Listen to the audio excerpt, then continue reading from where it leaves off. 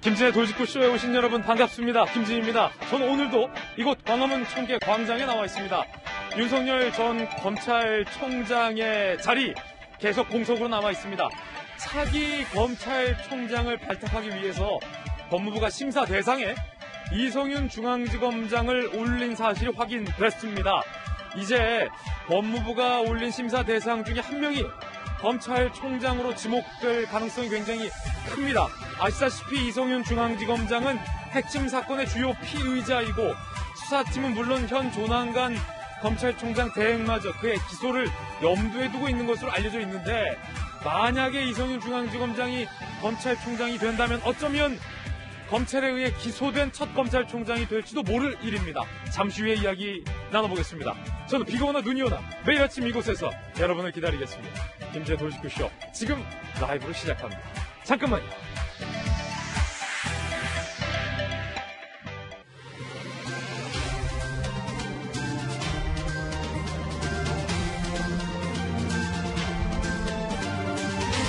신문 읽어준 남자입니다. 차기 검찰총장, 과연 문재인 대통령, 청와대는 누구로 선택을 할까요? 이성윤 중앙지검장? 아니면 심사 대상에 오른 이문정 검사? 아니면 같이 심사 대상에 이번에 오른 한동훈 검사장? 과연 대통령의 최종 선택 궁금해집니다.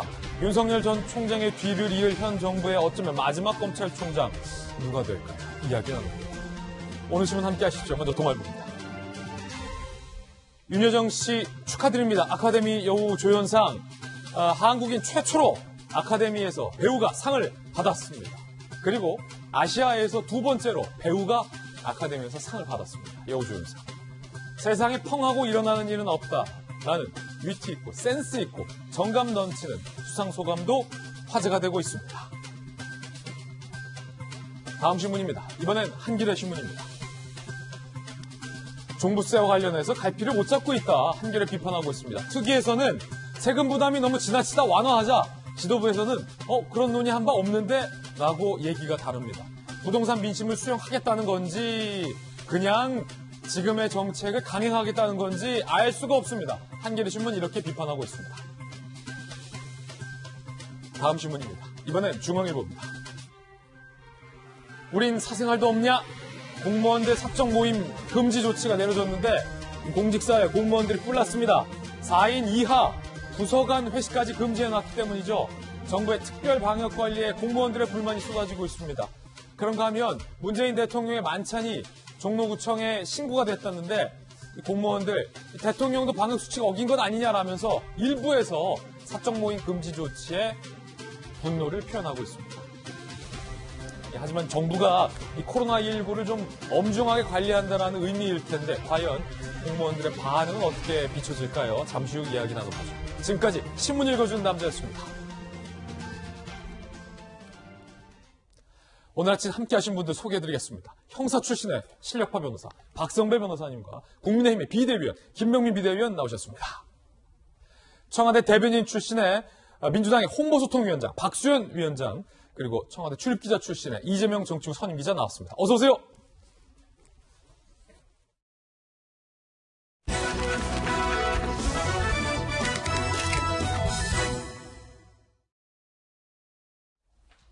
차기 검찰총장의 자리에 최종적으로 누가 앉게 될까요?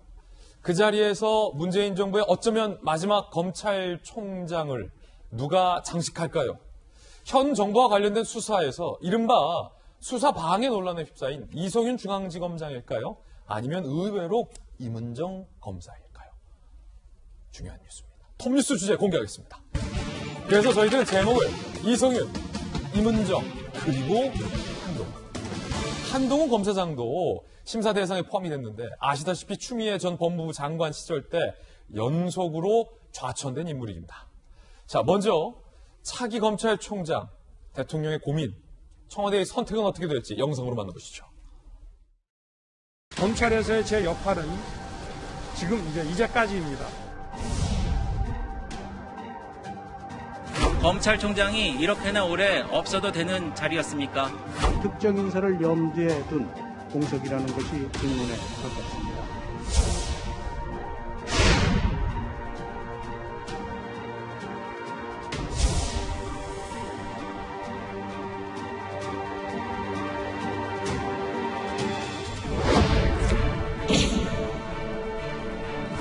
대통령 국정 철학에 대한 상관성이 크겠죠.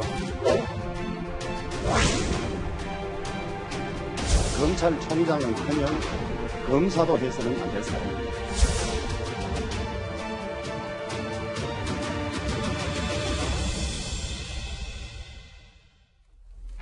자, 법무부가 선정한 명단, 이 명단 중에서 한 명이 최종 검찰총장으로 선정이 될 텐데요. 그 명단 공개하겠습니다. 자, 물론 후보 추천위가 고민해야 할 단계도 남았습니다. 이제 이 중에서 더 소수의 이름으로 좁혀집니다. 어제 법무부가 검찰총장 후보 추천위에 국민들이 천거했다라며 10명의 후보 명단을 최종 전달했습니다. 그 명단엔 이성윤 중앙지검장, 김호수 전 법무부 차관, 조남관 대검차장, 한동수 대검감찰부장, 구본선 광주고검장 등이 포함이 되어 있습니다.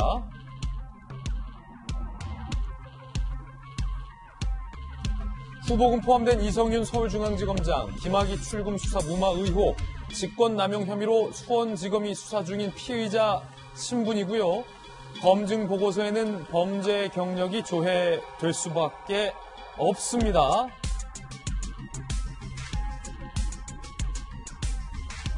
A법조인, 피의자는 범죄 수사 경력 조회에서 수사 중이라고 뜨는데 법무부가 보고서에 조회 중이라고 적은 것은 이해가 안 된다.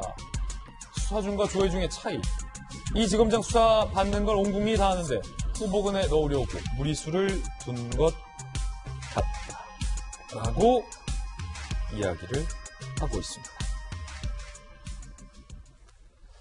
최근에 이성윤 중앙지검장이 검찰이 기소할 것으로 알려지자 외부의 전문위원들에게 자문회의를 받겠다라며 자문회의를 요청한 바 있습니다. 이것 또한 일각에서 시간 끌기가 아니냐, 검찰총장 천거를 위한 이런 분석도 있습니다. 이 지검장은 그에 대해서 아니다라고 반박하고 있는 상황인데 후보자는 이뿐만이 아닙니다. 임은정 검사도 그리고 한동훈 검사장도 포함이 되어 있습니다.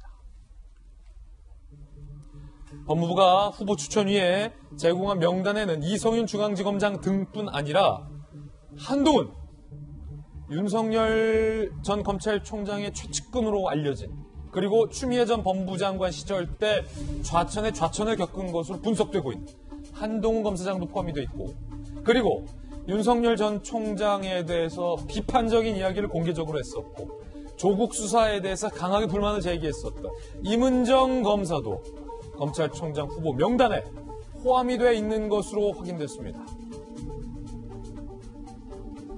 후보 추천위에 한동훈, 임은정 이 두 사람의 명단도 제시가 됐다는 겁니다.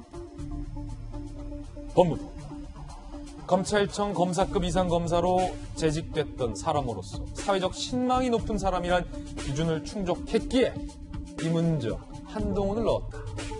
법조계에선 하지만 조선일보 취재에 따르면 이성윤 지검장 때문에 물타기 차원에서 한동훈을 넣은 것 아니냐라는 분석도 나오고 있는 상황입니다.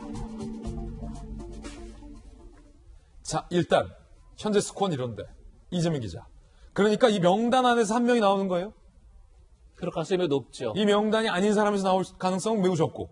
적다고 봐야겠죠. 그러면 이제 그 후보 추천위가 이 중에서 몇 명을 추립니까? 통상 3명을 추리죠. 이 중에서 3명. 그렇죠. 지금 법무부가 10명, 여명 이상, 한 15명 안팎 정도를 좀 추천했다 이렇게 알려지고 있습니다. 물론 그거는 법무부 자체적으로 하는 게 아니라 국민들의 추천을 받은 겁니다. 국민들은 법조 경력 15년 이상이면 개인이든 단체든 누구나 서면으로 후보자를 천거할 수 있습니다. 그러면 그 천거자들을 본인들의 동의를 얻어서 그다음에 법무부가 검증을 한 다음에 명단을 올리는데 사실 15명 안팎 이렇게 많은 사람을 올린 경우는 드문 것 같습니다. 그럼에도 불구하고 이렇게 많이 올리다 보니까 거기에는 지금 이성윤 중앙지검장뿐이 아니라 보는 것처럼 한동훈 검사장, 임은정 대검, 감찰정책연구관 등등이 포함되어 있다. 이렇게 지금 알려지고 있는 상황인 거죠. 그러다 보니까 이성윤 중앙지검장을 포함시키기 위해서 한동훈 검사장이나 임은정 검사 등을 포함시킨 것 아니냐, 이제 이런 관측도 나오고, 또 이성윤 중앙지검장의 아까 얘기한 것처럼 이제 본인의 동의를 얻어서 법무부가 검증을 해서 검증 자료를 검찰총장 후보자 추천위원회에 올리게 돼 있는데, 검증 자료에 보니까 지금 이성윤 중앙지검장은 분명하게 피의자 신분이죠.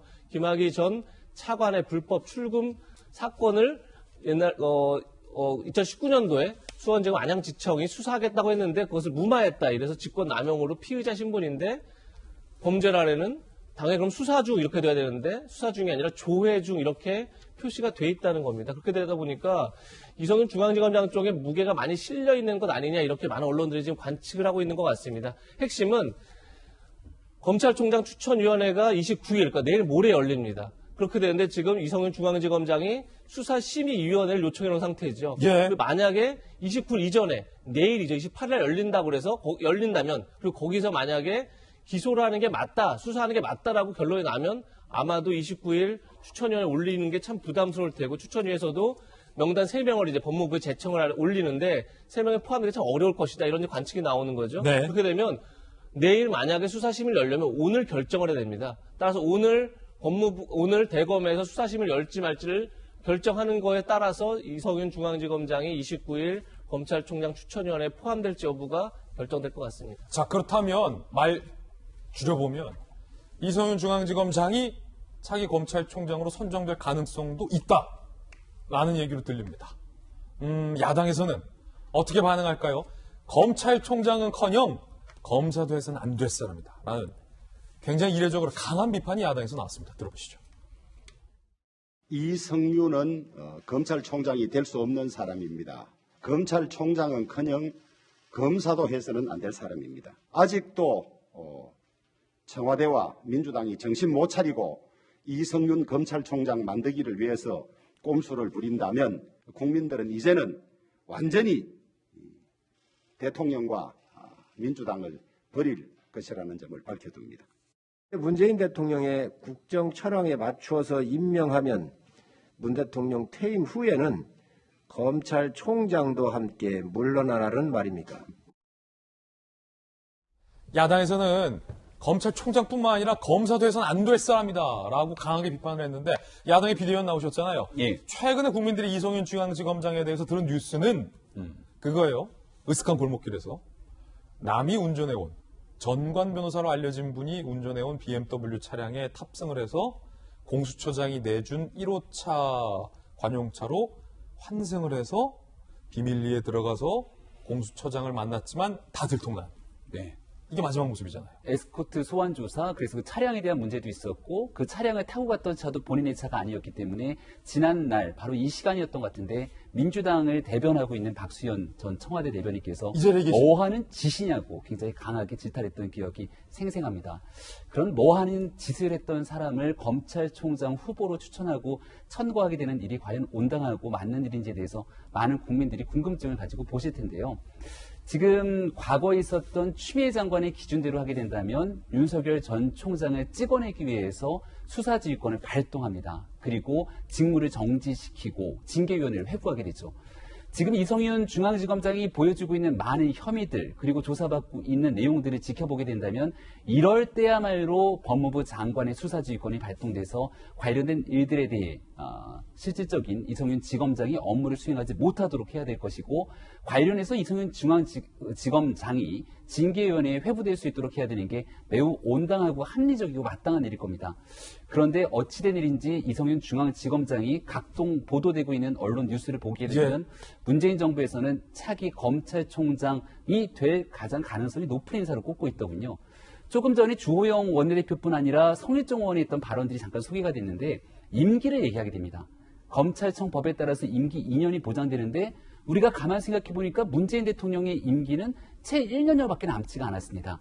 그럼 나중에 대통령이 바뀌고 나서라도 1년의 기간 동안 전 정권이 된 문재인 정부를 향한 수사가 이루어졌을 때 이를 방탄으로 막을 수 있는 사람이 이성윤 지검장이기 때문에 검찰총장 시키려는 건 아니야?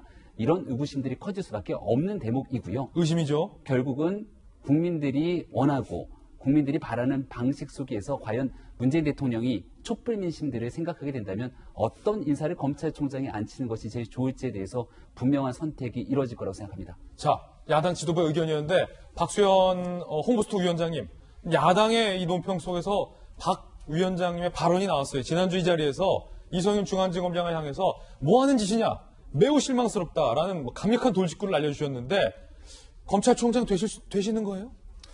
저는 뭐 검찰총장이 될 자격이 저는 있다라고 생각을 일단 하고요.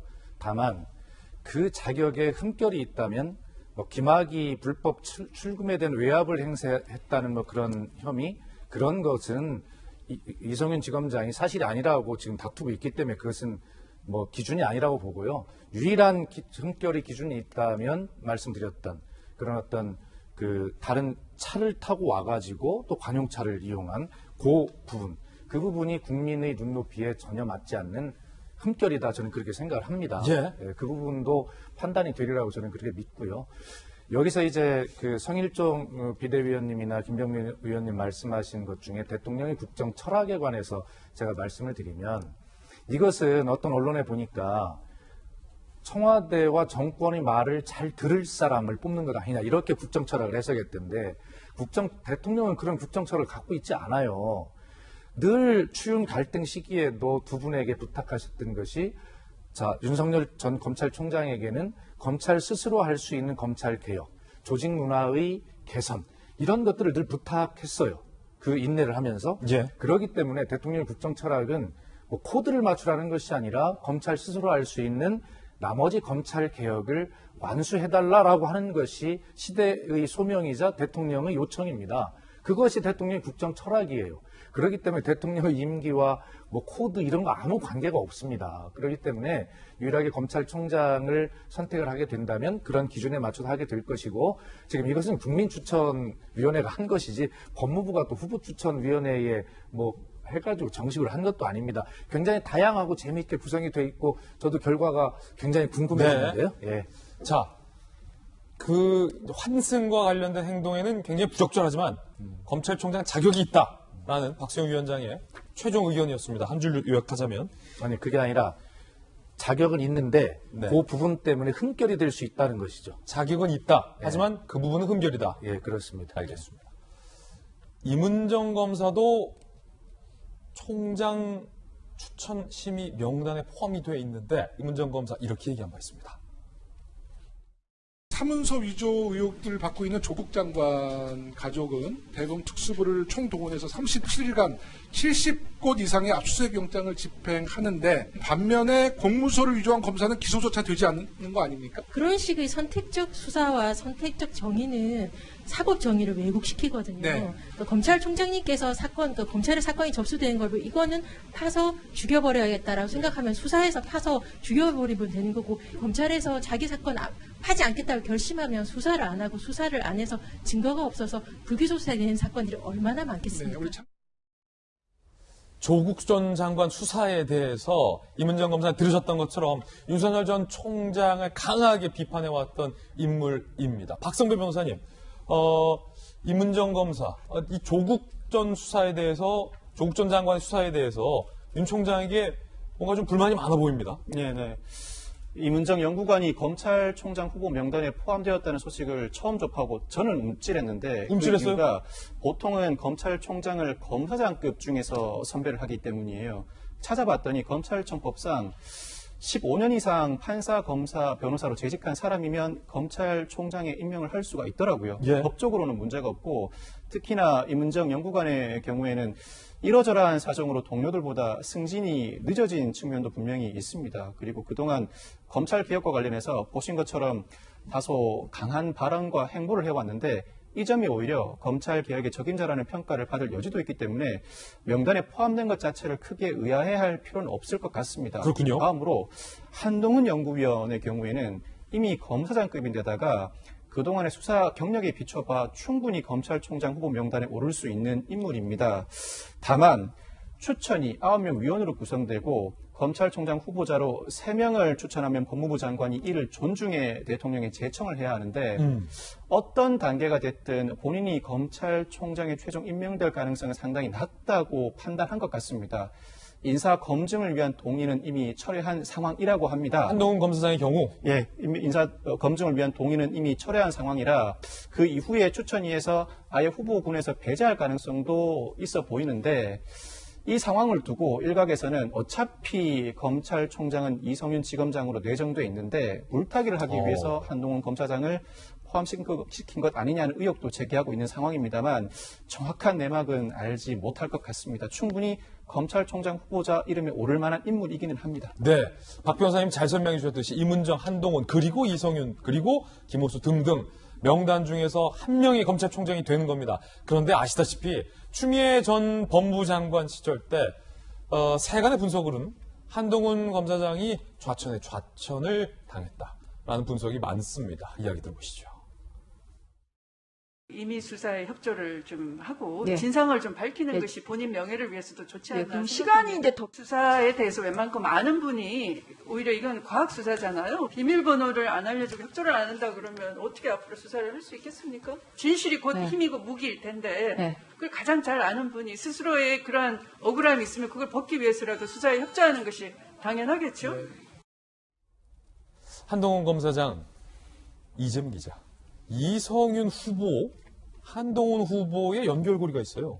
뭐냐면 한동훈 검사장을 수사하는 수사팀에서는 불기소를 해야 한다라고 이성윤 중앙지검장에게 수차례 결재를 요청했지만 이성윤 중앙지검장이 한동훈 불기소 결재를 수차례 미뤄왔고 마지막에는 과학수사기법 운운하면서 아직까지 결재를 안 해주고 있다는 게 최근 뉴스였던 것 같은데 뭔 얘기죠? 그러니까 한동훈 검사장이 만약에 지금 범죄 경력을 올렸다 그러면 그야말로 수사 중이 되겠죠. 여러 차례 말씀하신 것처럼 피의자 신분에서 못 벗어나고 있죠. 여러 차례 수사팀은 무혐의 결론을 내리는 게 맞다라고 이제 여러 차례 보고를 했지만 지금 이성윤 중앙지검장이 승인하고 있지 않아서 결재를 하지 않아서 계속 지금도 여전히 이제 신라진 취재 의혹과 관련해서 피의자 신분인 상황일 거로 보이는데 그래서 한동훈 검사장은 제가 아까 말씀드린 것처럼 법무부가 국민이 천거한다고 다 올리는 게 아니라 본인의 동의를 구한 다음에 법무부가 검증을 해서 그 다음에 추천에 올립니다. 그런데 한동훈 검사장은 본인이 동의하지 않았다는 거죠. 그래도 불구하고 추천위원회 후보로 명단에 올라가 있습니다. 그러다 보니까 조금 전에 얘기한 것처럼 결국은 이성윤 중앙지검장을 위해서 나머지 사람들을 좀 구색 맞추기 식으로 다 넣은 것 아니냐. 우리가 굉장히 객관적이고 공정하게 많은 사람들을 추천했다라는 어떤 그런 증거, 그런 명목을 삼기 위해서 넣은 것 아니냐 이런 얘기가 나오는 거겠죠.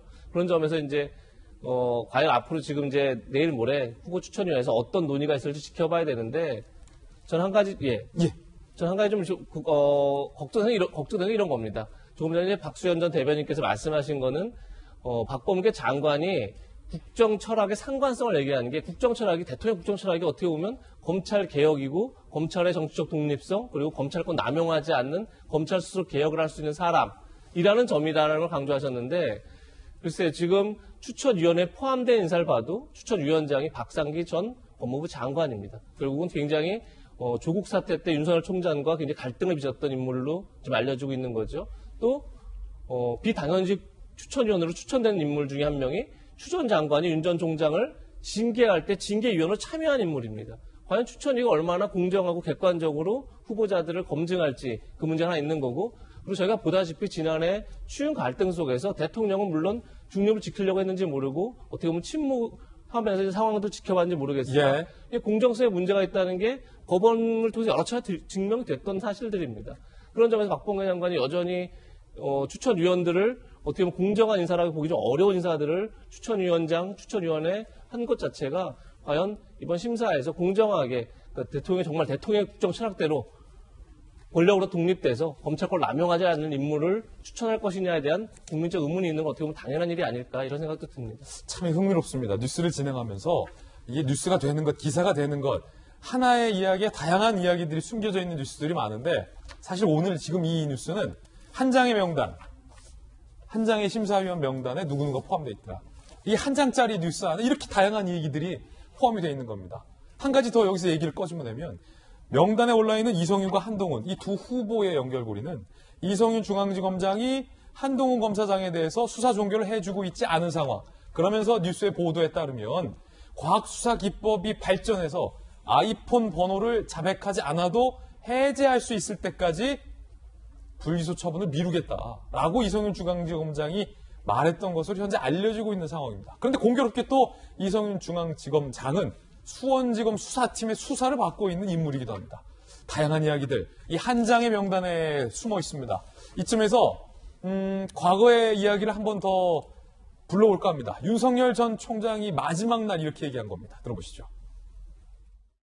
저는 우리 사회가 오랜 세월 쌓아올린 상식과 정의가 무너지는 것을 더 이상 지켜보고 있기 어렵습니다. 앞으로도 제가 어떤 위치에 있든지 자유민주주의와 국민을 보호하는 데 온 힘을 다하겠습니다. 부득이한 선택이었다는 점을 또 여러분들께서 이해해 주시기를 바랍니다. 그동안 감사했고 여러분 건강하고 번성하십시오. 27년 검사 생활 끝에 마지막 퇴근길인데 심정 한 말씀 부탁드립니다. 사람이 들어올 때 나갈 때 잘 판단해서 저도 27년 공직생활 동안 부족한 점도 많았지만 많은 분들의 도움으로 후회 없이 일을 했다고 그렇게 생각을 합니다. 하여튼 여러분들께 다 감사드립니다. 윤석열 전 총장의 후임 과연 누가 될지 궁금합니다. 한편 윤 전 총장이 포함된 차기 대권 후보 지지도가 또 나왔습니다. 함께 보시죠. 적합도 추이죠. 자, 33.7, 31.2, 27.1, 24.1. 이거 어떻게 된 거죠, 순서가? 회색과 까만색의 차이가 뭐죠? 앞에가 16일에서 17일에 조사된 거고, 뒤에가 23일에서 24일에 조사된 겁니다. 색깔이 조금 헷갈리게 돼 있어요. 자, 윤석열 총장, 앞선 조사에서 33.7, 그리고 이번 조사에서 31.2, 그리고 이재명 지사, 앞선 조사 27.1, 이번 조사 24.1, 이낙연 전 대표는 비슷 11, 홍준표 3.7, 5.6, 안철수 3.7, 4.9. 여전히 2강 구도의 차기 대선 후보 균형, 대선 후보 지지율 추세가 확인될 수 있습니다. 자, 이번에 저희가 준비한 두 번째 이슈 살펴보겠습니다. 주제 공개합니다. 이런데 김어준을 감싸고 도는 이유, 그 이유에 대해서 오늘 한번 들어보도록 하겠습니다. 먼저 김어준 씨 퇴출을 희망하는 청와대 국민청원의 동의가 30만 명을 넘어서자 오세훈 서울시장이 청와대를 향해서 답하라 라고 촉구했습니다. 김어준 퇴출 청원 30만 명, 오세훈 청와대 답해야. 김어준 뉴스공장 폐지해달라 국민청원이 32만 명을 넘었습니다. 오세훈 시장 측 관계자는 청와대가 답변해야 되는 것 아닌가, 원칙적으로 그토록 많은 사람들이 참여했다면 당연히 절차적으로 진행돼야 한다 라고 밝혔습니다. 결국 야권의 압도적인 지지를 받고 당선된 오세훈 서울시장이 청와대를 향해서 김어준 씨 문제에 대해서 입장을 밝히라라고 촉구한 모양새가 됐는데, 오세훈 시장 후보 시절부터 김어준 씨 방송에 대해서 문제 제기를 해왔습니다. 들어보시죠. TBS에 대해서 정치 편향 논란이 있다면서 서울시가 재정 지원을 하지 말아야 한다고 지금 주장을. 시장이 되면 그 부분에 대해서는 분명히 바로잡을 건 바로 잡아야 됩니다. 그게 뭐 예산 지원을 안 하는 형태가 될 수도 있고요. 언론이라면 언론답게 중립적으로 객관적으로 보도할 수 있도록 주변 환경을 만드는 것, 이것이 사실 가장 원칙적인 대응 아니겠습니까? 자, 김어준 씨와 관련해서 크게 세 장면이 오늘 준비되어 있는데, 그 첫 장면이 바로 오 시장이 청와대에게 촉구한 건데, 야당 네. 김병미 비대위원님, 죄송합니다. 네. 김어준 씨 논란에 대해서 청원이 굉장히 많다라는 것은 사실은 다 알려진 뉴스인데, 자, 오 시장이 청와대에게 답변하라라는 요구, 이거 어떤 요구입니까? 청와대에 청원이 올라왔고 20만 명 넘는 이상의 동의를 받게 되고 일정 기간 동안 그 조건을 충족하게 되면 청와대에 책임 있는 관계자가 나와서 답변해야 될 의무가 있습니다. 당연히 청와대에 있는 문재인 대통령에 의해서 관련된 문제를 제기했기 때문에 청와대가 어떤 답변을 하게 되는지에 대한 내용들을 좀 지켜볼 필요가 있다는 것이고요. 이 문제에 대해서 김어준 씨를 비롯한 많은 여권 관계자들이 이런 얘기를 합니다. 방송 편성에 관한 독립적인 권한이 있기 때문에 여기 대해서 시장이 이래라 저래라 할 권한이 없다. 여기 대해서 만약 그런 부분들을 침해하게 된다면 이것은 방송법 위반이다 등에 대한 얘기 많이 들어보셨을 겁니다. 그럼 방송을 진행하고 있는 공영방송의 책임자가 과도하게 정치 편향적인 발언을 하거나 아니면 위안부 피해 할머님에 대해서 모욕적인 발언을 쏟아내는 등 우리 사회 풍속을 저해하게 되는 각종 이상한 행동들을 하게 되면 우리는 그걸 지켜만 보고 있어야 될까요? 이런 일들을 바로잡기 위해서 필요한 곳이 바로 방송심의위원회 등 각종 기관들이 존재하고 있습니다.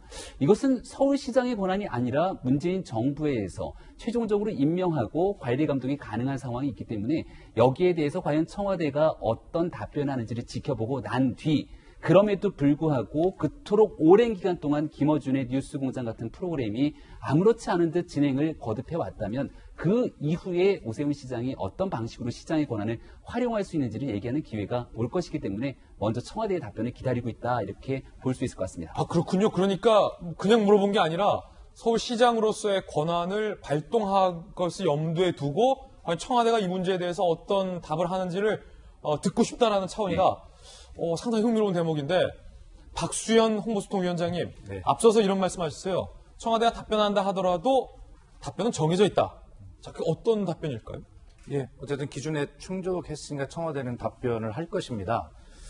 그렇게 해왔고요. 그리고 오세훈 시장이 청와대를 향해서 압박을 하는 저런 발언을 한 것은 이제 서울시장이라는 행정가보다는 정치인 오세훈으로서 정치적 발언을 한 것이죠. 할 걸 뻔히 알면서 촉구를 한 것인데 그러나 청와대가 저 문제에 대해서 직접 어떤 조치를 하거나 할 권한이 가지고 있는 것은 아닙니다. 예. 당연히 해당 부처가 있고 이첩하도록 되어 있기 때문에 이런 것을 충분하게 요건을 충족했으니 답변을 하는데 그것은 관련 부서인 어디에 이첩한다라는 정도의 언론적인 답변을 하겠죠. 언론적인 원칙적인 답변. 네, 그렇습니다. 그렇게 될 거고 이제 어떤 내용의 정치 편향성 이런 문제는 당연히 방심이나 관련 부서가 있기 때문에 거기에서 지속적으로 보고 있고 또 계속 어떤 여러 가지 조치들을 해왔습니다. 그래서 저는 늘 이거에 대해서 이 돌직구쇼에서 제가 말씀을 드렸습니다만 이런 거죠. 예를 들어서 김어준의 뉴스공장에서 다루는 이슈들을 다루지 않는 다른 언론들의 문제는 편향성이 아닌가라고 하는 것을 역설적으로 우리가 함께 봐야 된다고 생각을 합니다. 그리고 저 문제를 가지고 이렇게 계속해서 어떤 그 야당이 또 일부 언론이 계속 다뤄야 될 문제인가에 대해서 저는 뭐 이해를 할 수가 없고요. 저는 뉴스공장을 가끔 듣지만 정치인인 저도 보수 언론을 이렇게 자세히 읽어보는데 거기에서 잘 어떤 알지 못했던 어떤 지식이나 관점 이런 것들을 김어준의 뉴스공장을 보면 또 보완적으로 알게 되는 측면이 있어 종합적인 시각이 형성이 돼요. 그래서 저는 또 다른 균형의 역할을 하고 있다. 국민 알 권리 차원에서 그렇게 저는 지속적으로 주장을 하고 국민청원 30만도 충분한 의미가 있지만 김어준 뉴스공장의 구독자가 100만 명이라는 것도 충분한 의미가 있다라는 것을 주장합니다. 예. 자, 여야 대표에서 나오신 두 분의 견해 차이가 이토록 극과 극입니다. 두 번째 장면이 바로 그건데 실제로 정치권에서 민주당과 그리고 야당인 국민의힘이 김어준 씨에 대해서 이야기하는 견해와 발언이 지금 딱 들으셨던 것처럼 극과 극입니다. 이미 뜨거운 정치 쟁점이 돼버렸습니다. 여당에서는 김어준 씨를 적극적으로 옹호하고 두둔하고 감싸고 있습니다. 지켜주겠다라고도 말하고 있습니다. 감사원의 감사와 감찰이 특정 언론인을 퇴출시키기 위한 게 목적이라면 신중을 기해야 된다. 특정한 사람을 놓고 타겟으로 놓고 하는 것 되게 위험한 발상이라고 봅니다. 그리고 KBS도 연합뉴스 세금이 지원 갑니다. 그런 논리로 따지면 전 언론사를 대상으로 해볼 수도 있을 거예요. 그래서 자, 감사원의 감사도 특정인을 염두에 둔 불법 감사 아니냐라는 이야기들이 여당 일각에서도 나오고 있는 상황인데 이토록 여당이 김어준 씨를 감싸는 이유가 무엇일까? 야당에서는 정반대의 의견을 내놓고 있습니다. 함께 보시죠. 김어준이 사실상 문재인 정권의 정신적 지주인 듯 김 씨는 제2의 조국인가? 구태와 선동정치로 가짜뉴스 생산하는 모습은 영락없는 조국이다. 공정 외치면서 내로남불하는 행태도 꼭 닮았다. 라고 야당에서는 매우 여당의 이 엄호에 대해서 비판을 하고 있습니다. 진보 진영을 대변했는데 지금은 민주당과 굉장히 비판적 관계에 있는 진중권 씨는 이 문제에 대해서 입장 밝혔는데 어떤 입장 밝혔을까요?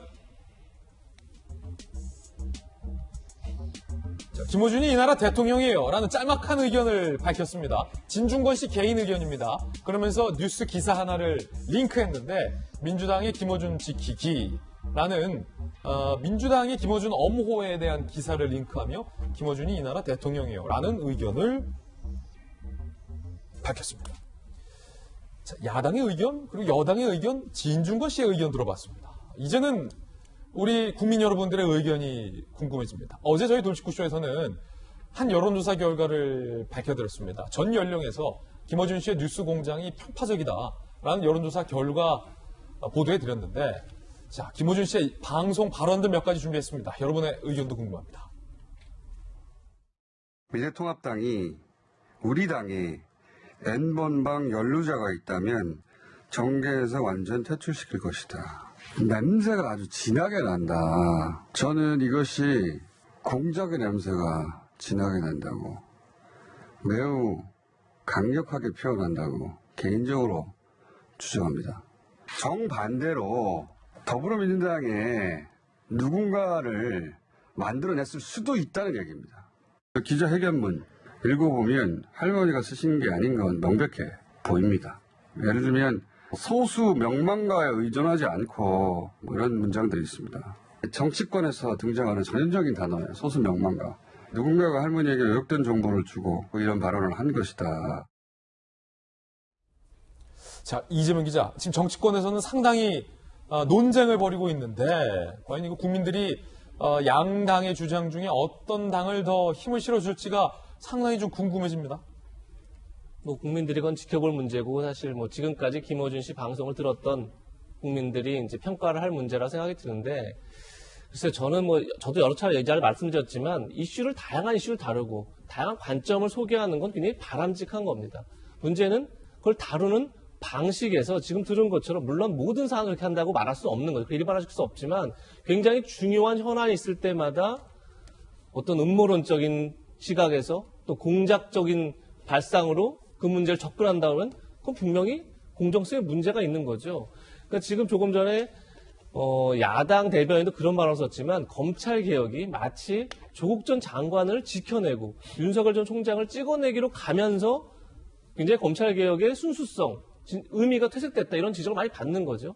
마찬가지로 언론개혁이 마치 김어준 씨를 지키기로 간다 그러면 굉장히 많은 국민들이 다시 혼란스러워지는 거죠. 제가 지난번에 말씀드렸지만 언론개혁이라는 게 두 가지 축이 있는데, 하나 가짜뉴스 막자, 이게 가장 큰 축인데, 지금 제기하는 문제 자체가 김어준 씨가 어떤 관점을 다루는 방식에 있어서 음모론과 공적설을 유포하는 그런 역할을 해왔다. 그런데 그것을 옹호한다 그러면 도대체 언론개혁이 뭐지? 라는 게 하나 있는 거고, 또 하나가 언론개혁이라는 게 권력으로 독립시키는 건데, 지금 김어준 씨 방송이 굉장히 어떻게 보면 권력과 강한 연대를 맺고 있는 거죠. 그렇다면 현 권력이 만약에 김어준 씨 방송이 추미애 전 장관 말한 것처럼 유일한 시민의 방송이라면 과연 현 정부에 대한 개혁은 뭐지? 라는 근본적인 의문이 제기되는 거죠.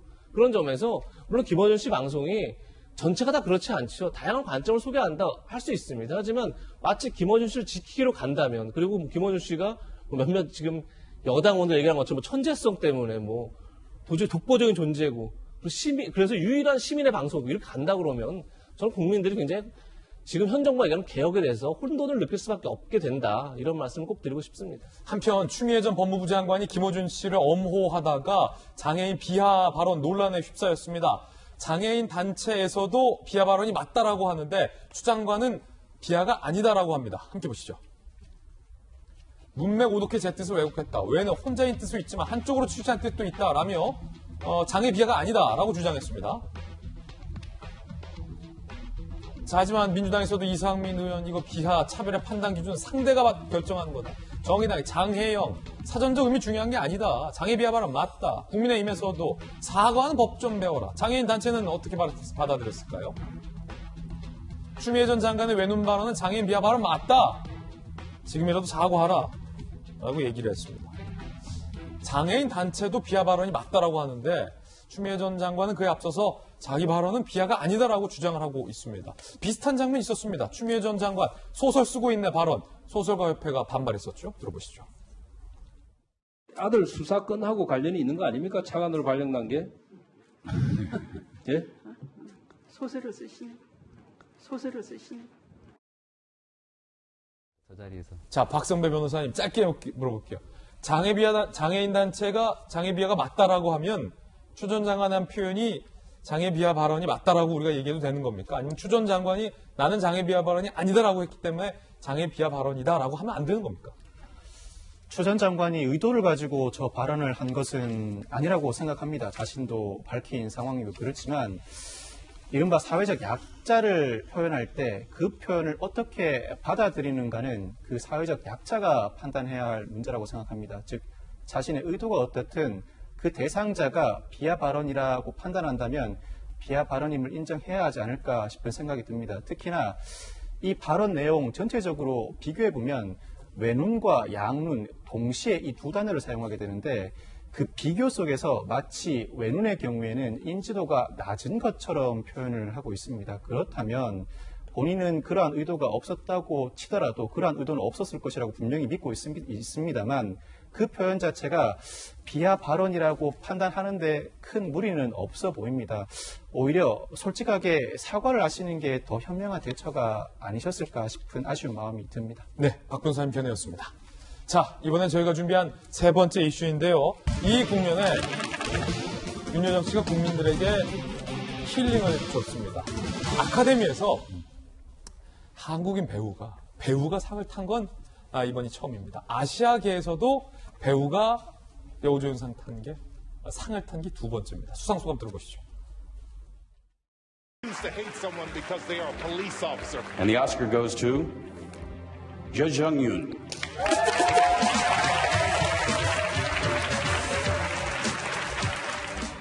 Mr. Brad Pitt, finally. Nice to meet you. Where were you while we were filming in Tulsa? It's very honored to meet you. As you know, I'm from Korea, and actually my name is Yeo Jung-yoon, and most of European people call me Yo-young, and some of them call me Yu-jung.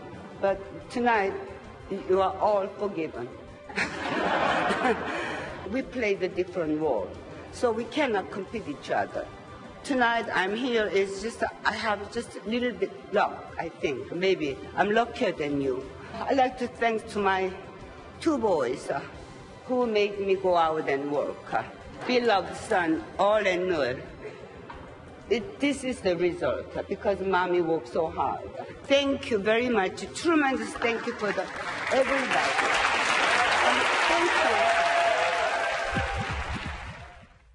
자랑스럽습니다. 우리 또 한국인의 사랑받는 배우 윤여정 씨가 아카데미 가서 영어로 또 미국 사람들, 유럽 사람들 웃기면서 들었다 놨다 하는 모습 보니까 너무나도 자랑스럽고 뿌듯하고 축하드립니다.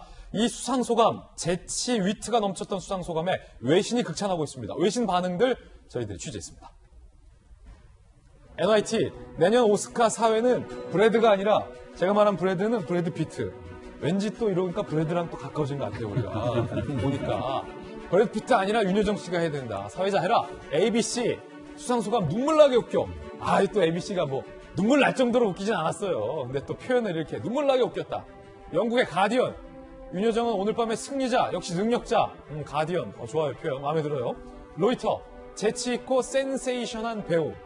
이 표현들, 외신 표현들이 참 흥미로워요. 워싱턴 포스트, 화끈한 할머니가, 워싱턴 포스트 마음에 드네요. 화끈한 할머니가 수많은 이의 마음을 사로잡았다.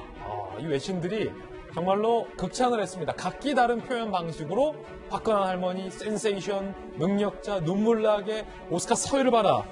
이 수상 소감에 대해서 극찬을 했습니다. 특히나 박수현 대변인님, 사회자 브래드 피트가 제작사 대표잖아요. 그리고 윤여정 씨의 미나리가 꼭 그 제작사와 또 연관이 있나 보죠? 그러니까 올라가자마자 사실 한마디 좀 지적을 한 거예요. 우리 영화 찍고 고생할 때 대표 너는 어디 있었냐 안 나오고 이 말 지금 돌려서 밑에 이렇게 한 거잖아요. 예, 정말 저도 영어를 잘 못합니다만 유일하게 귀에 들리는 영어가 윤여정 배우님의 영어예요. 잘 들려요? 네, 잘 들리죠. 쏙쏙. 예. 그래서 어제 하루 정말 행복했고 모든 국민이 그랬으리라 생각을 하고요. 그럼요. 지금 우리 사회자의 멘트나 이런 걸 보면서 느끼는 것은 우리 김병민 위원님하고 저도 국민에게 이 반의 반만큼이라도 좀 행복을 드리는 이 토크를 해야 되는 거 아닌가라는 생각을 하면서 정치인으로서 좀 부끄럽기도 하고 그렇습니다. 어떤 100명의 정치인보다 윤여정 배우님 혼자 더 위대하고 큰일을 했다 이런 생각이 들거든요. 그리고 저는 위트 있는 표현을 하면서도 더 울컥한 거는 굉장히 세계인들을 감동시킬 수 있는 그런 가치와 철학이 있는 그런 말씀을 또 안 빠뜨렸다는 거예요. 그래서 정말 감동스러웠던 것은 자기하고 경쟁했던 그 배우들을 기억하면서 그리고 자기는 최고가 되고 경쟁하는 것을 싫어한다. 최중으로 살고 싶다. 그리고 우리는 다른 영화에서 각기 다른 역할을 했을 뿐이고 내가 운이 좋았을 뿐이다라는 이런 겸손함, 이런 겸손함의 철학. 그리고 또 우리는 다른 색깔을 다 가지고 있어도 무지개처럼 함께 아름답게 빛날 수 있다라고 하는 그런 감동적인 비유. 그러면서 지금 그 어떤 유색 인종에 대한 혐오나 이런 것들이 퍼져가고 있는 미국 사회에 대한 어떤 그 경종을 울리는 듯한 이런 말씀을 아름답게 하는 것. 이런 것들이 그 위트와 또 가치, 소신 이런 것들을 섞어서 정말 세계인들을 어떤 정치인의 운견보다도 정말 위트 있고 겸손한 언어로 그렇게 묶어낸 그런 수상소감이었다라는 것이 훨씬 더 자랑스럽습니다. 예, 박성배 변호사님. 윤여정 씨가 그런데 한 외신 기자로부터 굉장히 무례한 질문을 받았다고요? 어떤 질문이었습니까?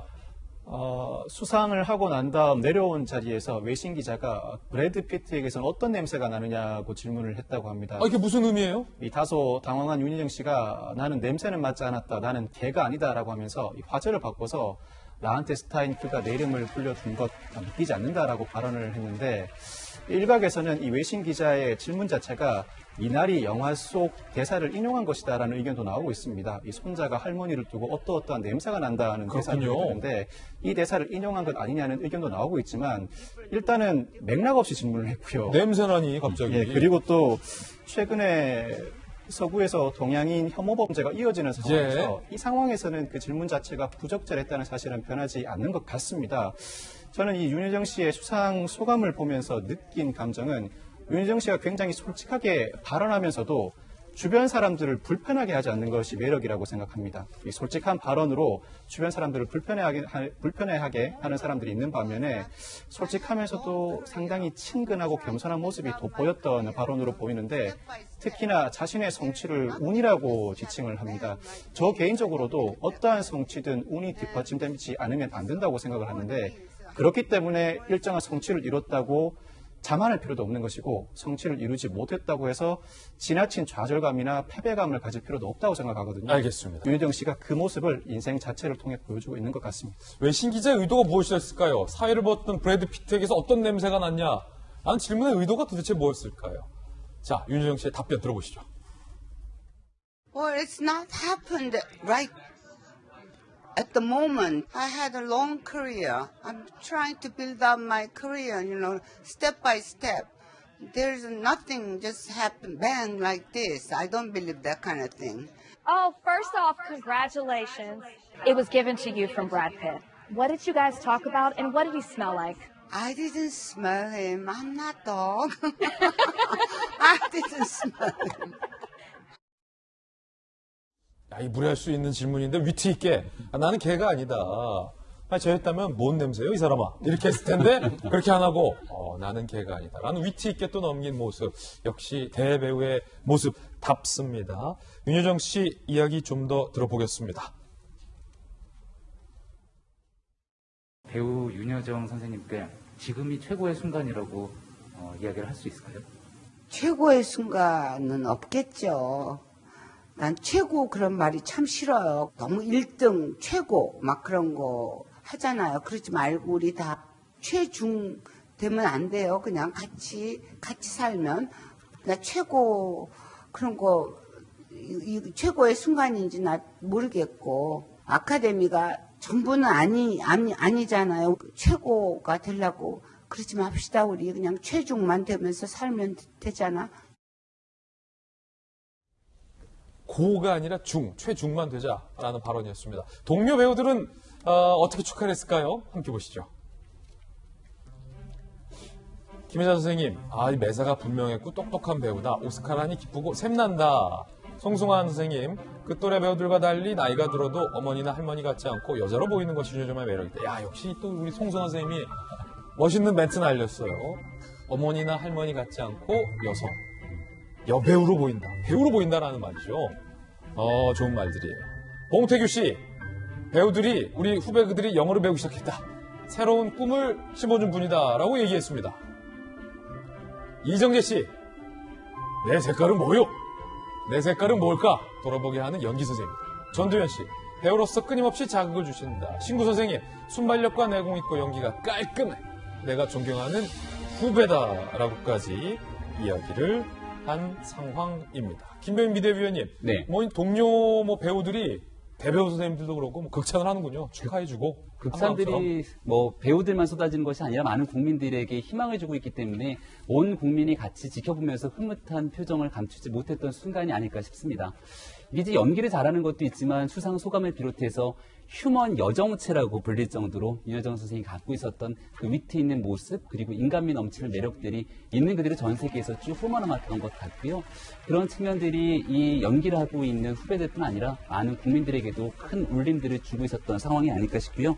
예전에 했던 이 윤여정 씨의 여러 가지 재치 있고 재미난 명대사들이 있는데 그 얘기 중에 하나 저는 가장 기억에 남는 게 연기자가 연기를 가장 잘할 때는 돈이 궁할 때다. 돈이 궁할 때다. 이런 얘기를 하면서 굉장히 우스갯소리를 하기도 했습니다. 예. 사람들이 보고 있는 윤여정 선생님이 갖고 있었던 그 오랜 기간의 매력들을 앞으로도 쭉 이어가길 바라고 그렇게 걸어왔던 길들에 대해서 많은 사람들이 훈훈한 느낌들을 국민들이 오래 간직했으면 좋겠습니다. 다시 한번 축하드립니다. 자, 이번엔 오늘 뉴스 중에 핫한 사람들만 꼽아봤습니다. 핫한 뉴스 오늘 핫쌈 공개하겠습니다. 이재명 지사랑 윤희숙 국민의힘 의원이 붙었습니다. 세게 붙었어요. 윤희숙 의원과 이재명 지사와 윤희숙 의원이 세게 붙은 이유가 뭘까요? 자, 그리고 김한소 씨를 구출한 크리스토퍼 안이 충격 비하인드 스토리를 털어놨습니다.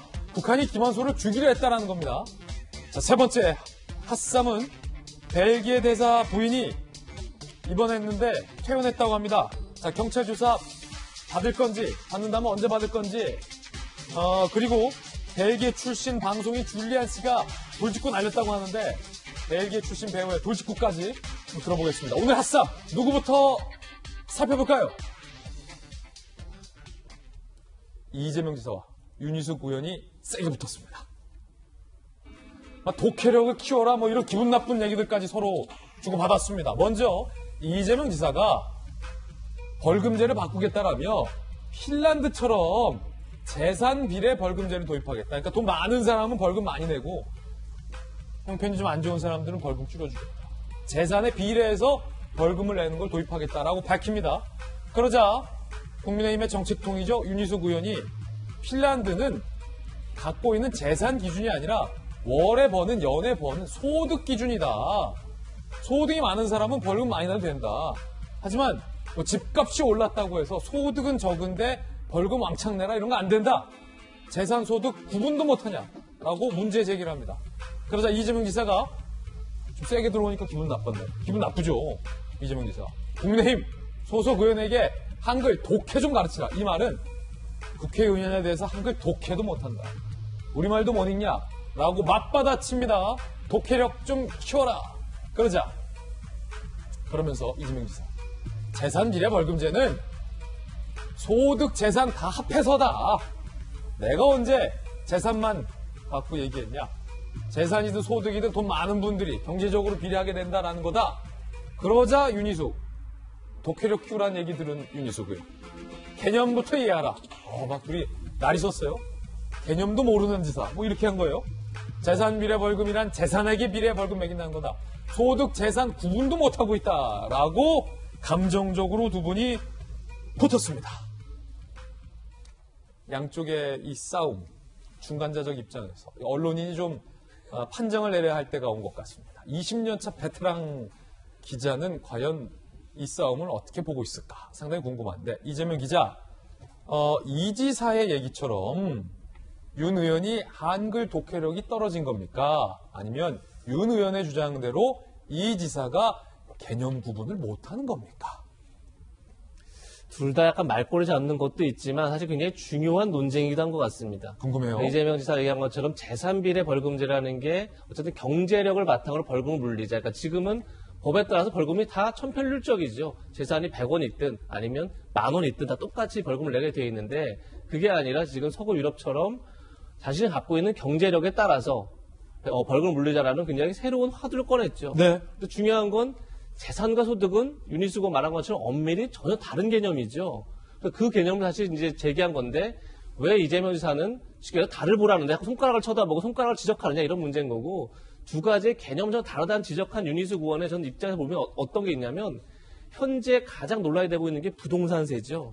근데 부동산세는 지금 현재 소득이 아니라 재산 비례라고 볼 수 있습니다. 그러니까 왜냐하면 월 수입과 관계없이 집값이 올랐다고 세금을 많이 내잖아요. 그렇죠. 집값이 오르니까 공시가가 올랐고 공시가가 오르니까 보유세를 더 내라. 지금 이렇게 돼가고 있는 거죠. 그러니까 집값은 내가 올린 게 아니라 어떻게 보면 정부 정책 때문에 올랐는데 세금 부담이 더 커진 거죠. 더 많은 국민들이.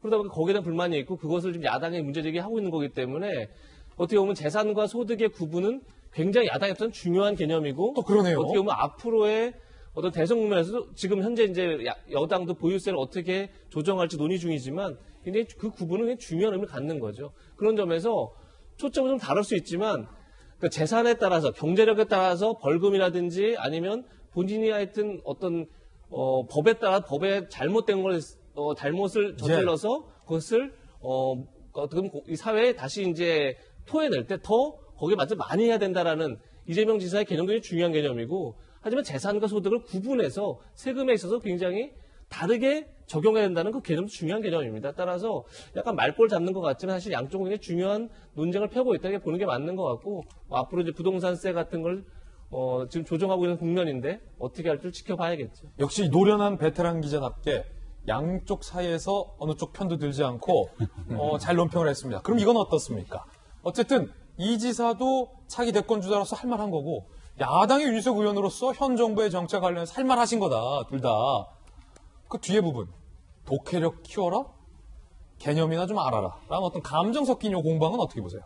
오늘 다른 부분이죠. 그러니까 제가 얘기한 것처럼 이재명 지사도 굉장히 중요한 화두를 던진 거고 또 윤희숙 의원도 지금 굉장히 중요한 현 관점에서 가장 국민들이 불만스러워하는 대목을 꼬집은 거기 때문에 중요한 얘기를 했는데 저 논쟁은 굉장히 어떻게 보면 불필요한 얘기인 거죠, 사실은요. 그러니까 저희가 지금 앞서서 이제 김원수 얘기라고 늘 정치권 얘기를 다룰 때마다 굉장히 거친 언사가 늘 논란이 되는 거죠. 네.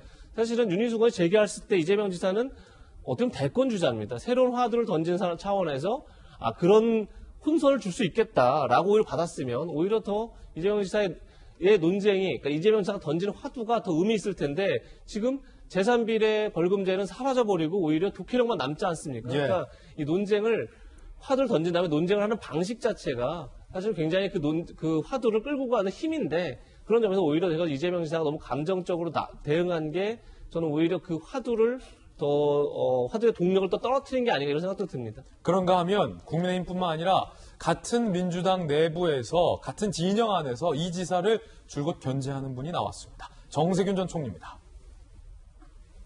지난 19일 이재명 지사의 독자 백신 검토 발언 관련해서 지금 나서서 어디서 그 백신 가져올 수 있겠나 실현 가능성 없다라고 평가절하했습니다. 그러자 이재명 지사 측에서는 러시아 백신 얘기를 꺼내 들었죠. 그러자 다시 정세균 총리가 러시아 백신 도입 주장은 그거 방역에 혼란을 초래하는 주장이다라고 또 깎아내렸습니다. 그러자 이 지사가 지금까지는 정면 대응 안 했는데 한마디 했어요. 이거 쥐만 잘 잡으면 되지 고양이 털 색깔이 무슨 상관이냐. 그러니까 이 말은 흥묘백묘론을 인용한 말이긴 하지만 정세균 전 총리에 대해서 지금 고양이 털 색깔 따지라고 맞대응한 걸로 볼 수 있습니다. 그러자 정세균 전 총리가 가만히 있지 않습니다. 그분 힘 누굽니까? 이재명 지사죠. 그 중대본 회의도 잘 안 나오던데 그 백신 상황 그 모르는 분이던데 참석해보면 백신 상황 다 알게 된다라고 불성실성을 제기합니다. 그러자 또 요 화면에는 안 나오지만 이재명 지사가 내 대신해서 대리인이 다 참석했고 나 다 보고 받았는데 라고 맞받았죠. 같은 당 소속. 예. 왜 이러시죠? 아니, 이제 후발 주자라고 할 수 있는 정세균 전 총리는 당연히 제일 앞서가는 이재명 지사를 붙잡고 논쟁을 해야 주목도를 높일 수 있지 않습니까? 당연히 누구나 할 수 있는 전략이죠. 전략인데 이제 마지막에 이제 중대원 회의에도 잘 안 나오던 데는 조금 많이 나가신 것 같다. 평소에 정세균 전 총리가 가진 인품이나 뭐 이런 것들을 생각할 때 재미는 있는데 좀 더 많이 나간 겁니다. 좀 나가셨다. 예, 그렇게 생각을 하고요. 그 다음에 러시아 백신 문제는 이재명 지사도 이런 측면에서 접근을 해야 합니다. 지금 플랜 A가 있어요. 지금 화이자 2천만 명분까지 포함해서 지금 1억 명분, 9,900만 명분이 이제 도입 계약을 맺은 거 아닙니까? 그러면 여기에 무슨 공급에 문제가 생길까봐 러시아 스푸트닉 백신을 더 도입하자. 다시 말해서 플랜 A에 어떤 문제가 있을지 모르니까 보완책으로 하자라고 하는 주장인지 아니면 저희가 이제 3차 접종이라고 하는 것들이 생길지 모르니까 거기에 대비해서 이것도 한번 더 넓게 다양하게 열어보자라고 하는 문제인지가 굉장히 이재명 지사는 구분해서 이야기해야 돼요. 왜냐하면 앞에 문제라면 지금 정부가 하고 있는 백신 도입에 어떤 차질이 있는 거 아니야? 라고 하는 의구심을 본인 스스로가 제기하고 있는 것이거든요. 또 국민은 또 야당은 이재명 지사의 말에 근거해서 지금 문제 있는 거 아니야? 라고 그렇죠. 공격할 수 있는 것이거든요. 그렇기 때문에 플랜 A의 보완책인지 아니면 3차 접종에 대비하는 플랜 B를 이야기하는 것인지 이재명 지사는 이걸 명확하게 구분해서 이야기해야 합니다. 핫싸움 함께하고 있습니다. 핫일은 이재명 지사와 윤희숙, 이재명 지사와 정세균의 어떤 싸움, 전 총리와의 이었다면 핫이는 개인적으로 좀 많이 흥미가는 뉴스인데 함께 보시죠. 독극물로 말레이시아 쿠알라룸푸르 공항에서 백주대나대 북한 요원에 의해서 암살당한 김정은의 이복형 김정남의 장남, 다시 말해서 김정일의 아들, 김정남의 아들 백두혈통 김한솔 지금 자취를 감췄습니다. 증발도 했습니다. 그런데 김정남의 아들 김한솔이 아시다시피 자유조선에 의해서 반북한 단체죠. 타이베이 공항에서 구출이 됐는데 의문의 전화를 김한솔이 받았다는 비하인드 스토리가 공개가 된 겁니다. 김한솔을 구출했던 자유조선 멤버 크리스토퍼 안, 이 인물은 굉장히 흥미로운 인물이에요. 제가 이 자유조선 관계자를 직접 인터뷰해봤습니다. 스페인 주재 북한 대사관을 습격했어요. 장난감총 들고. 그 인물이 바로 크리스토퍼 안이에요. 그걸로 체포돼서 미국에서 재판받다 보석받은 인물이에요. 그런데 김한솔을 구출해준 인물인데 김한솔이 북한이 너를 죽이려고 한다는 전화를 받았다 라고 김한솔이 자유조선 멤버인 나 크리스토퍼 안에게 털어납니다.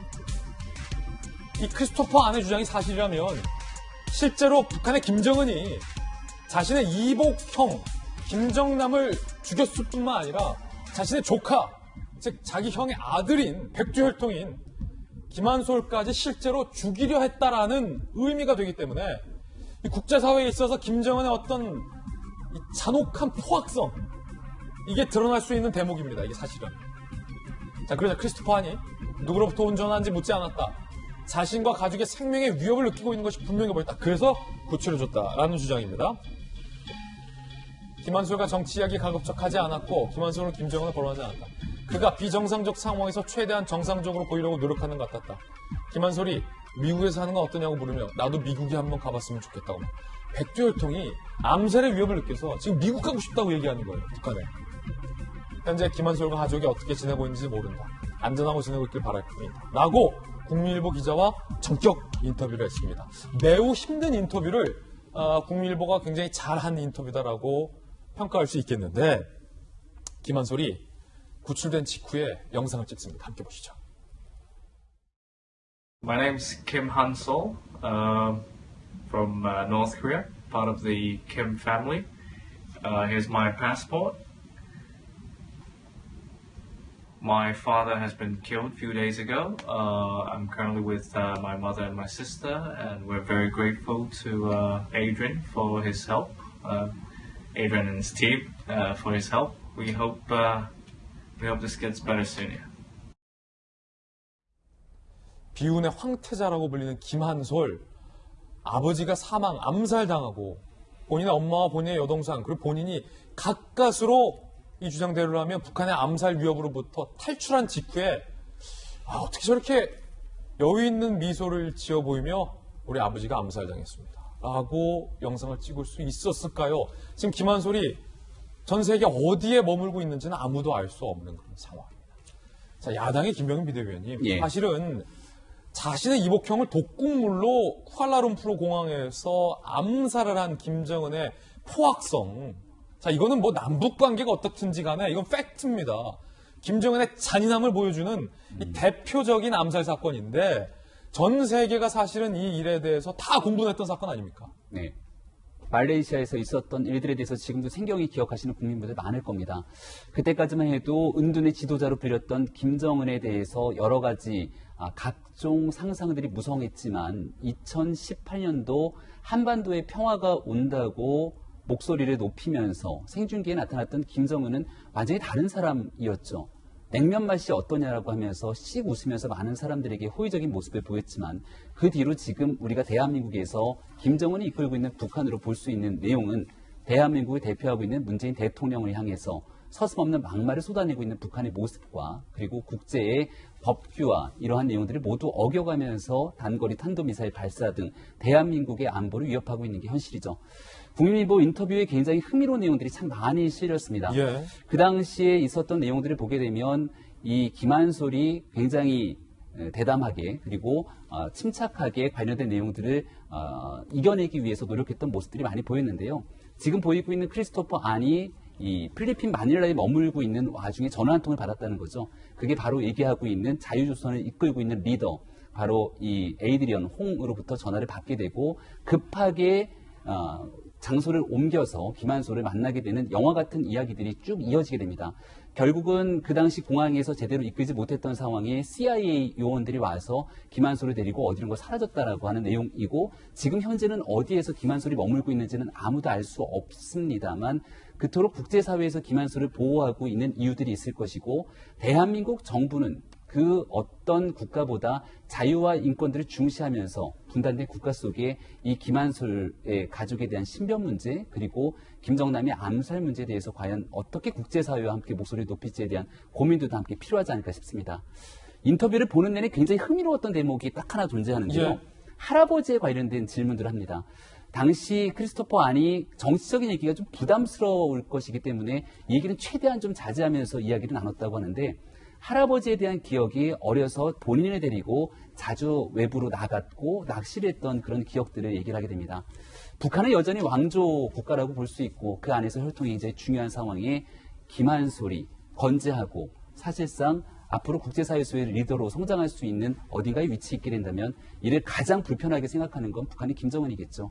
여기에 대해서 여전히 정상국가의 모습을 보이지 않고 있는 북한이 어떠한 방식으로 나오게 될지 그리고 국제사회가 아마 지금은 김한솔을 굉장히 보호하고 있는 상황으로 보는데 이 처참하고 참담한 북한의 인권 문제에 대해서 이제 바뀐 미국의 바이든 정부에서도 목소리를 내지 않을까 싶고 우리 정부도 과거와는 전혀 다른 이 북한에 관한 여러 가지 해법들에 대해서도 진지한 고민이 필요한 시점이 아닌가 싶습니다. 아니 이재명 기자, 일각에서는 아주 일각에서는 김정남 암살 사건을 이렇게까지 얘기하는 분도 계시더라고요.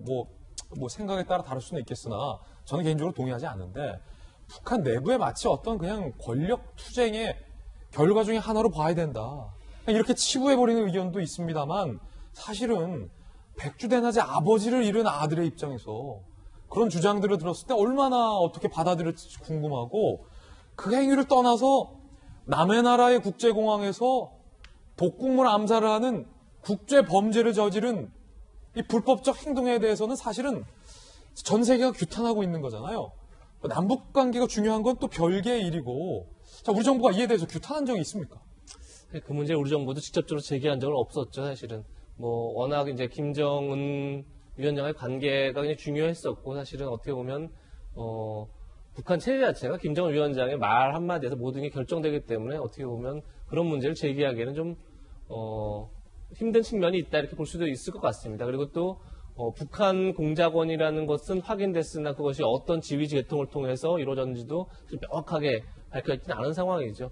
그런 점에서 어떻게 보면 이제 그럼에도 불구하고 말씀하신 것처럼 김한솔 씨 입장에서 봤을 때 진짜 아버지가 어느 한순간에 사라져 버렸고 그리고 본인도 위협을 받게 됐고 근데 본인도 지금까지 알려진 거는 타이페이 공항에서 자유조선 회원들을 만나서 네덜란드를 갔다. 근데 네덜란드에서 그 이후 행방은 알 수 없다는 것까지는 다 알려졌는데 지금 크리스토퍼 안이 새롭게 증언한 건 뭐냐면 김한솔 씨가 어디론가 전화를 받아서 너도 살해 위협을 당하고 있다. 그러니 빨리 피신하는 게 좋겠다라는 소리를 듣고 그 다음에 도움 요청했다는 거죠. 그거를 새롭게 알게 된 건데 아마도 타이페이 공항에도 CIA 요원이 나왔었고 그리고 나중에 지금 현재까지 정확치는 않지만 CIA 요원을 통해서 안전한 곳으로 가 있는 게 아닌가 이렇게 알려진 걸 봐서는 아마 CIA 쪽인 것 같은데 그렇다 그러면 결국 CIA 쪽에서 북한이 그 이후로도 계속 김한솔 씨를 위해하려는 그런 예. 공작들을 벌였다는 것을 알고 있었다. 이런 이제 증거가 될 수 있기 때문에 북한이 어디까지 계속 공작을 했는지 이건 뭐 지금은 알 수 없지만 언젠가는 밝혀지지 않을까 싶습니다. 그렇군요. 핫쌈 함께하고 있습니다. 세 번째는 바로 벨기에 대사 부인입니다. 자, 퇴원했다는 소식 알려졌고요. 뇌졸중 입원 이후로 경찰 조사에 불응을 했었죠. 피해자에게 사과 안 왔어요. 남편이 현재 대신 사과한 상황이고 23일에 퇴원을 한 것으로 확인이 됐습니다. 외교부 당국자, 대사가 직접 전화해 경찰과 시간 협의해 부인이 조만간 조사받도록 하겠다라고 대사가 직접 전화했다라고 밝혔고요. 경찰, 수사에 응할 때까지 출석을 요구하겠다라고 밝힌 바 있습니다. 벨기에 출신은 방송인, 우리에게 친숙한 줄리안 씨가 돌직구 나였습니다. 벨기에 사람으로 창피한 일이 생겼다. CCTV가 없었다면 그냥 이 일이 넘어가지 않았을까를 생각하면서 공개돼서 천만다행이다라고 생각을 했다. 벨기에 매체 댓글 보면 말이 되냐 창피하냐 등의 비판과 벨기에 이미지를 안 좋게 만들어 책임져야 한다는 내용이 대부분이다. 자, 우리 벨기에 줄리안 씨 얼굴도 우리가 좀 띄워드릴 텐데요. 박선배 변호사님, 제가 오죽하면 벨기에 출신 방송인 줄리안 씨가 이렇게 돌직구를 날렸을까요? 미안하다, 창피하다. 많은 분들이 알고 계시겠지만 외교관과 그 가족은 범죄를 저질러도 면책 특권에 따라 주재국 수사기관이 체포, 구속을 할 수 없고 재గిం과 공간에 진입할 수도 없습니다. 그렇지만 통상적인 수사 절차는 진행할 수 있습니다. 벨기에 대사 부인이 경찰 조사에 협조하겠다는 의사를 밝힌 만큼 우리나라 경찰은 벨기에 대사 부인을 상대로 피의자 신문을 진행할 수가 있습니다. 일각에서는 벨기에 면책 특권 포기를 요구하거나 벨기에 대사 부인을 강제 추방한 다음 외국에서 인터폴 적색 수배를 내리는 방안도 거론되고 있는데 그 조치가 이루어진다면 좋겠지만 쉽지는 않아 보여서 그보다는 우리나라 수사기관이 피의자 신문 등 관련 수사를 모두 진행한 다음 그 내용과 결과를 벨기에에 통보하는 겁니다. 그러면 벨기에에 돌아간 이후 벨기에 대사 부인은 벨기에 수사기관과 법원으로부터 수사와 재판을 받아 형사처벌을 받을 수가 있습니다. 이 방법이 가장 무난해 보이고 이러한 조치조차도 외교적 해법으로 풀어나가야 합니다.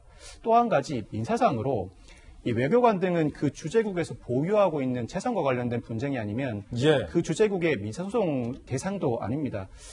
대상이라고 하더라도 재판을 받은 다음 집행이 가능할지도 의문이거든요. 그렇지만 벨기에 대사 부인이 경찰 조사에 협조하겠다는 의사를 밝혔다는 것 이 자체는 벨기에 측이 이 문제가 더 큰 외교적 문제로 비화되는 것을 막고자 하는 취지로 보입니다. 그렇다면 벨기에 대사 부인이 경찰 조사에 협조함과 아울러서 우리나라 국민들, 즉 피해를 당한 두 국민에 대해서 직접 민사상 손해배상에 나설 가능성이 상당히 높아 보입니다. 그렇군요.